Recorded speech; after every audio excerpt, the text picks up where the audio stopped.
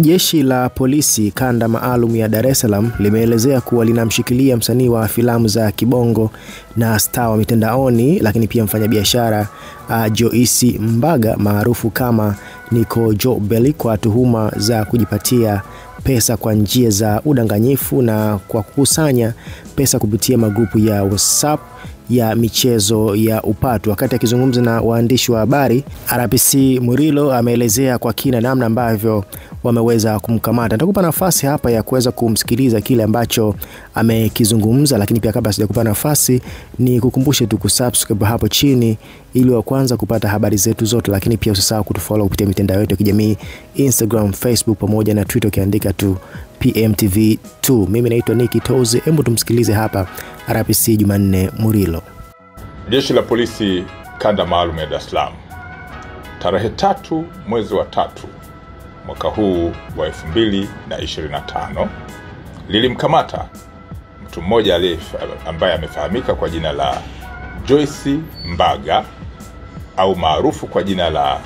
Nicole kwa tuhuma za kujipatia pesa kwa njia ya udanganyifu, lakini kufanya biashara hii ya kuanzisha magrupu na kukusanya pesa kinyume na sheria ambazo zinahusiana na masuala ya kifedha. Matukio haya yametokea maeneo tofauti tofauti katika jiji la Dar es Salaam na wakati mwingine nje ya mkoa wa Dar es Salaam, kwa kuhamasisha baadhi ya watu, akianzisha magrupu mbalimbali na kuweka majina hewa kwenye magrupu hayo kwamba wanachangia pesa na baada ya muda mfupi basi utapata kiwango kikubwa cha pesa, swala ambalo baadaye anakuja kutopatikana kwenye simu na kupotea na pesa ambazo watu wamechangia. Mtuhumiwa huyu Joyce Mbaga Nicole, mpaka muda huu kwenye hatua za awali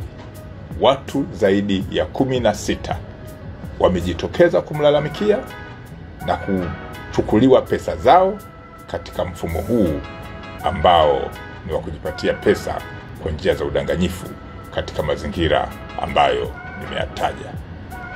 Hatua za kisheria ikiwa ni pamoja na kuishirikisha ofisi ya mashtaka zinaendelea ili kuona ni jinsi gani mtuhumiwa huyu atafikishwa kwenye mamlaka zingine za kisheria ikiwa ni pamoja na mahakama. Aidha, jeshi la polisi linaendelea kutoa tahadhari kwa wananchi kuchukua tahadhari ya kujiunga na magrupu wasioyajua au kujiunga na linki mbalimbali wanazotumiwa wasiozijua, hasa zile ambazo zinawatamanisha, zikiwa zinawahamasisha kuona kwamba wakijiunga na michezo hiyo wanaweza kupata kiwango kikubwa cha pesa na faida kubwa. Swala hilo likikufikirisha na kukifikisha kwenye kiwango hicho, ujue karibu unatapeliwa au pesa yako inachukuliwa kwa njia ya udanganyifu.